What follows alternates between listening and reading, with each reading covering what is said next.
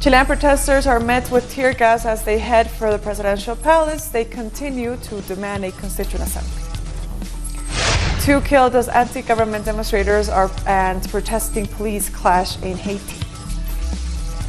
And British Prime Minister Boris Johnson plans to table a second bid for December elections after Parliament rejected his first attempt. Hello and welcome to Telesur English. I am Estefania Bravo. This is from the South. A large crowd of demonstrators has gathered near Chile's presidential palace just hours after Sebastian Piñera reshuffled his cabinet. The protesters were again met with repression, even though the state of emergency was lifted at the start of Monday. Police set up a security perimeter around the palace and fired tear gas into crowds trapped in narrow streets. A number of people have been injured. Many protesters said the president's reshuffle was just more of the same. You can see it on the streets. There is no possibility of this fading. It was mere makeup. We bring, as I said, the people of Chile are betting on a constituent assembly and a new constitution made for all Chileans. The new cabinet ministers are more of the same. They are the same as them. They leave through one door and come back through the other. The problem here is the economic model. That is the big problem we have. Those who are in now and those who were sacked, those who left, are the defenders of this system. President Piñera's cabinet reshuffle saw the Interior Minister Andrés Chadwick being replaced. He has been the target of criticism due to the highly repressive actions of the security forces. The Minister of the Economy was also replaced, but most of the 8 ministerial changes were swaps among existing members of the cabinet. No opposition figures were brought into the government, as many had predicted. Our correspondent Alejandro Kirk has the details from Santiago. Yes, we're standing again in front of the presidential palace, La Moneda on my back. The cabinet reshuffle that was so much expected over the weekend, that was to include new faces, many new ministers, probably opposition members, so it could be called National Unity Cabinet, was not so. We don't know exactly what happened, but what we saw is only 2 new faces in the cabinet, the ministers of economy and finance. The rest were swaps between ministries and vice ministries, and probably the most controversial issue is that the Minister of Education, Housing and Transportation are remaining. Also the Minister of Defense. They are all very much questioned in the past few days because of the human rights violations, and because health, education and housing are those which are more relevant to the population who has raised up in protest. There were new demonstrations here this morning, and they were repressed as usual with water cannons and gas. People are shouting around the presidential palace. These women are being told, women and these gentlemen are being told to leave the area and not to express their discontent with what is happening in the country. An impeachment is being processed by opposition deputies. Today they reached the amount of signatures necessary for this impeachment. They say it's not clear whether they will win the vote in the parliament, but it is a moral, ethical duty to impeach the president for the human rights violations, torture, killings, illegal arrests and harassing that has been taking place for 10 days now. More than 1 million people took to the streets of the Chilean capital on Friday to demand the resignation of President Sebastian Piñera and the establishment of a constituent assembly. But that didn't stop police repression, nor a new somersault by President Piñera. Let's take a look. Who would have said that these secondary school students pushing for people to not pay for metro trips would open the gates for millions of people? That this angry protest would become a sea of people? Who would have said that in just a few days, civil disobedience would cause the government to tremble, and that the ever-publicized Chilean democracy was just a house of cards? That Sebastian Piñera would bring back the methods of Pinochet, with killings, injuries, kidnappings, and torture? Who would have said that over the course of 1 week, a corrupt president would make jumps worthy of an acrobat, that no one would come out in his defense, that on one Friday, and in this way, the people of Chile will reclaim the right to their own dignity, without leaders, without structure, without formal organization, but with a destination in mind. Aguante Telesur, aguante Latinoamérica. We cheer for Telesur, we cheer for Latin America. We are going to change things and move the country forward, not the politicians. We need better healthcare, better quality education, and better pensions. The elderly are completely forgotten in Chile. This is what all us Chileans want. Peace, equality, harmony in our country. That is what we all want. Without exception, the government has tried to distort everything we are doing, calling it vandalism. But all these people are students and workers. We just want fairness, and we want Piñera to go. He's good for nothing. They're shameless, thieving and corrupt. They just steal instead of helping the people. Through the pension scheme, that has to go, while we are defending our rights. They are just filling their pockets. They are a bunch of rotten rats in a presidential palace. We need to all go there and demand decent education. Damned government, damned Piñera, just a bunch of rats. We want equality. We want them to admit that the pensions are terrible. We want decent education, healthcare and pensions. Motorcyclists and truck drivers are natural enemies across the whole world. But in Chile, they protest together against abusive tolls on urban motorways. It's a protest that looks like it's limited, but it's become universal in every direction. They abuse us in so many ways, with the highway tolls, the pensions, wage, taxes, fuel taxes. It's been a 30% since 1985 in order to reconstruct Chile after the earthquake. And it's still in effect today. These are abuses. Maybe alone they're not so big, but when they're all together, it's complete abuse. This was an attempt to bring together the people's clamor with concerns highlighted by the Workers' United Center of Chile, or the CUT.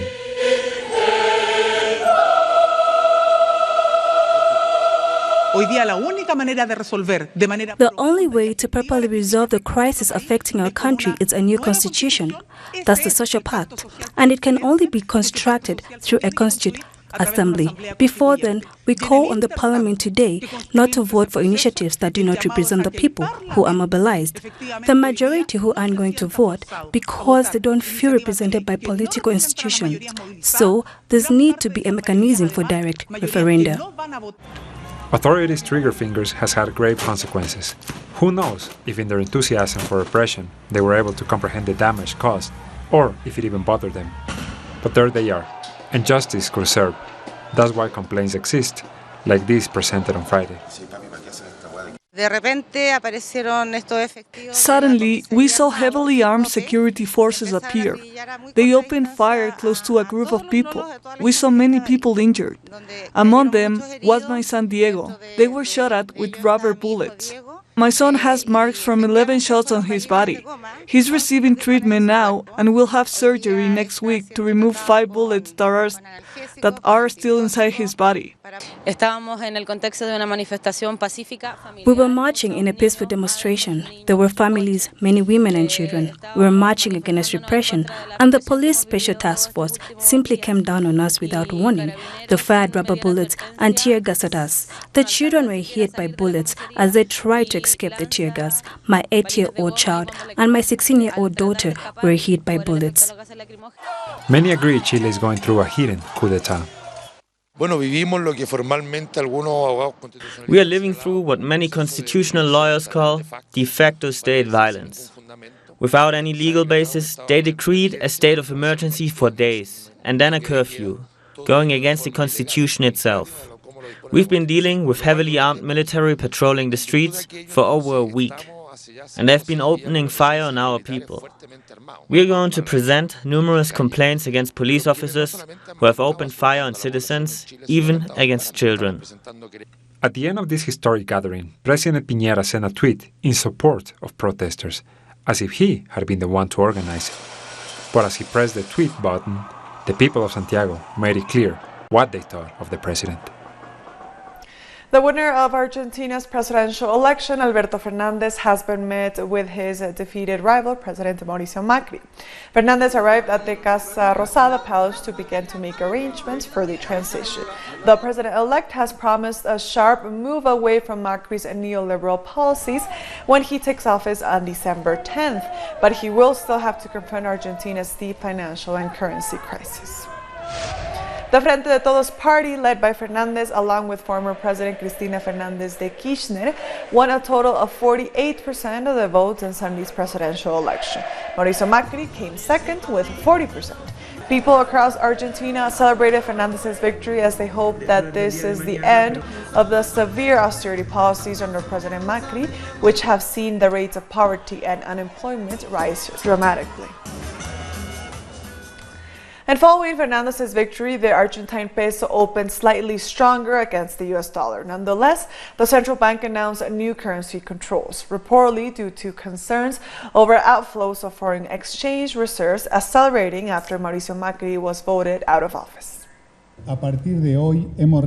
Effective today, we've reduced to $200 per month the maximum amount that can be purchased by individuals with prior authorization from the central bank.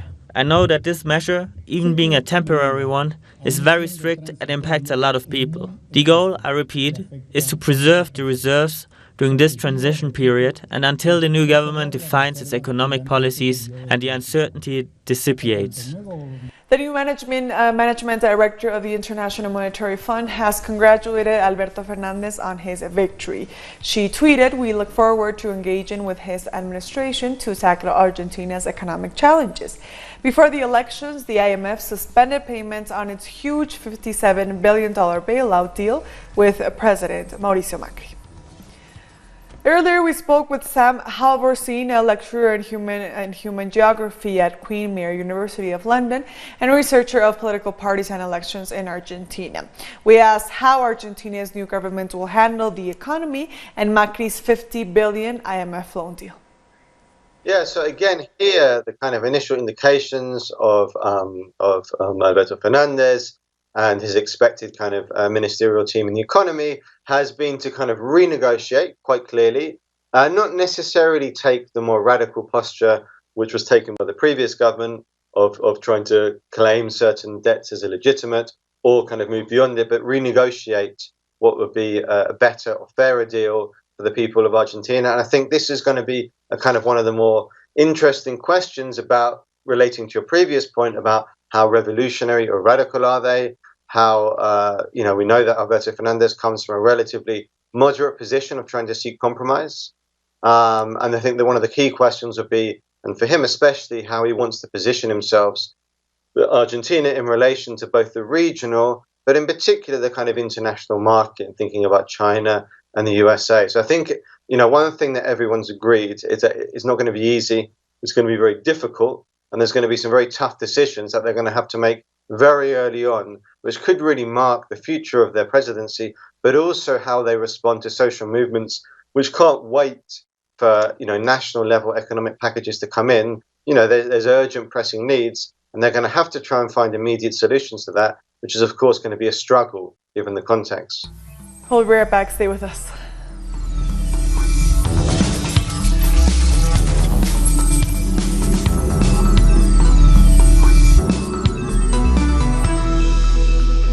Welcome back to From the South.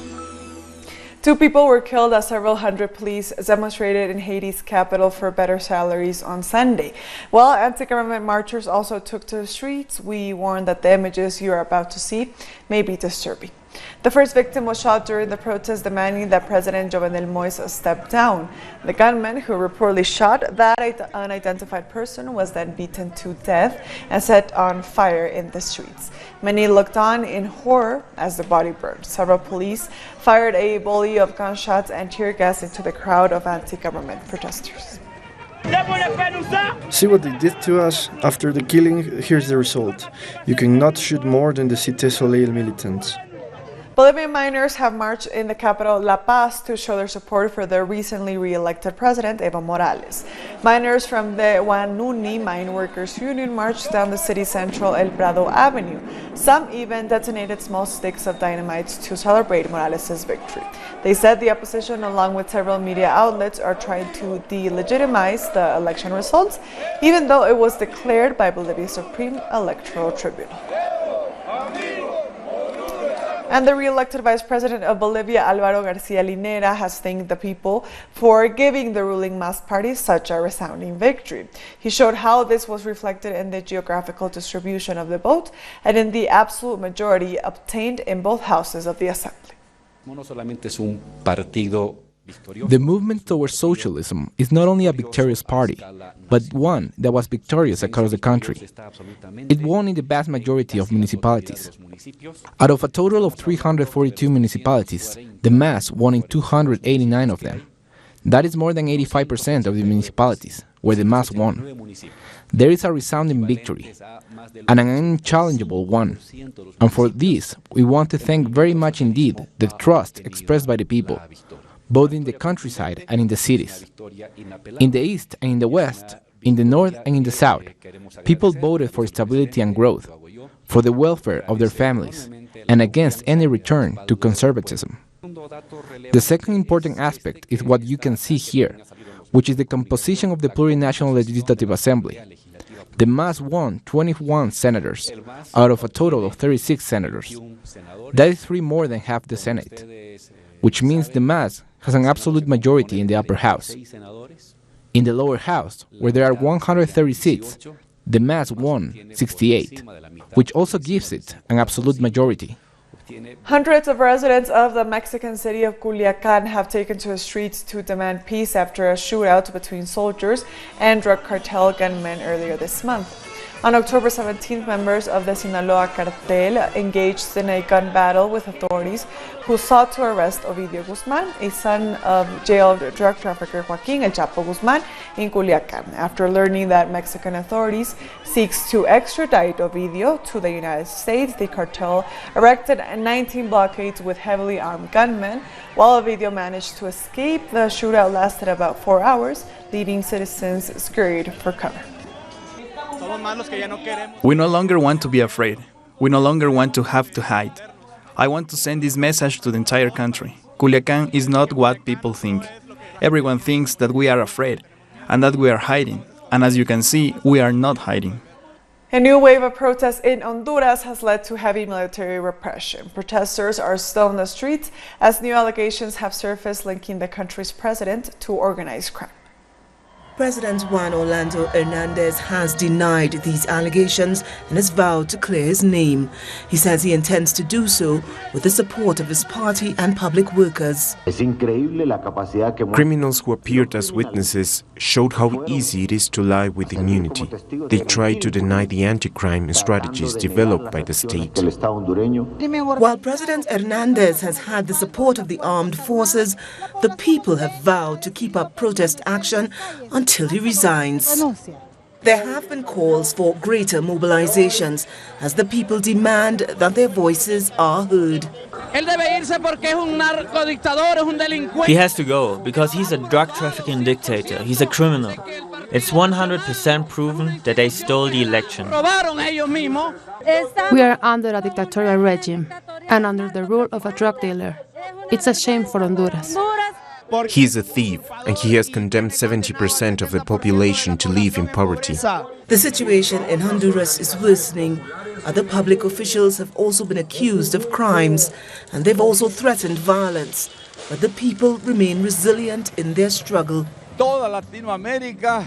At this moment, across Latin America, we have people mobilizing, and this is a sign of the class struggle in the continent, and it's strengthening. In his refusal to leave office, Juan Orlando Hernandez is backed by the high commanders of the police and the military, who have used force against protesters and violated human rights. We will continue fighting because it's our obligation. Our struggle is for the people and their independence. We are not mistaken. We are not only asking for the drug trafficker dictator to leave, but for the end of the neoliberal model, which is negatively affecting everyone. Security near the Honduran government's headquarters was tightened since the president's brother, Juan Antonio Tony Hernandez, was found guilty in a vast drug conspiracy case in the U.S. The president has instructed the armed forces to impose order and repress any mobilization that comes close to that area. We'll be right back. Stay with us. Welcome back to From the South.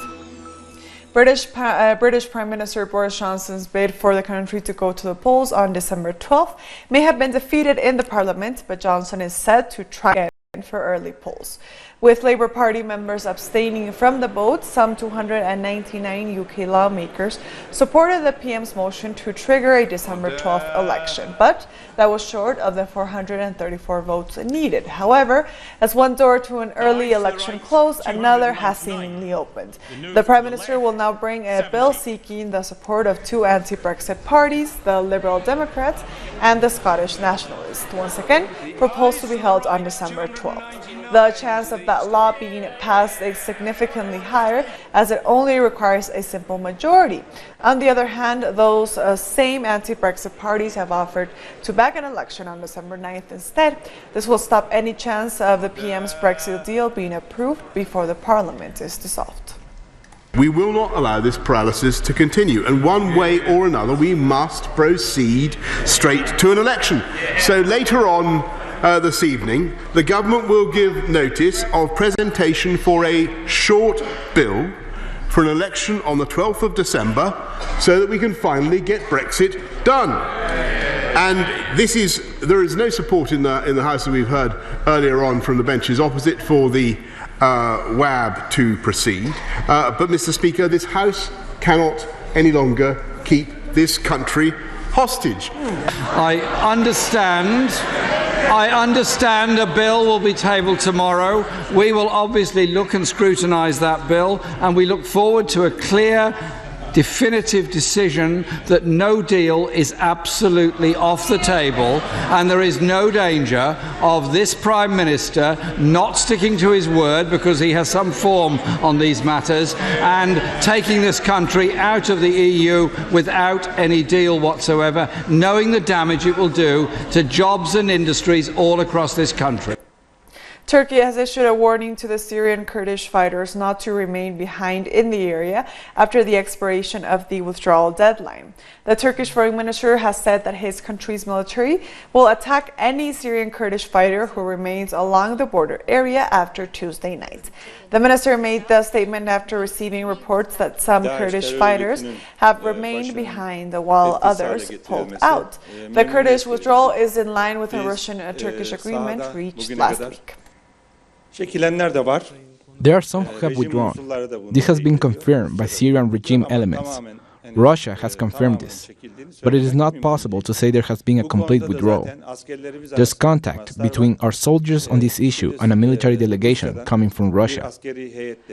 Protesters in Lebanon cut major roads in Beirut using cars, tents and dumpsters to keep pressure on the government. Security forces were deployed in larger numbers on Monday in Beirut, but have so far allowed the barricades to remain in place. Banks, universities and schools remain closed since last week. This is the 13th consecutive day of protests calling on the resignation of government authorities. And with that story, we've come to the end of this news brief. These and other stories, you can find them on our website at telesurenglish.net. And also join us on social media. We are on Facebook, on Twitter, and on Instagram. For Telesur English, I am Estefania Bravo. Until next time.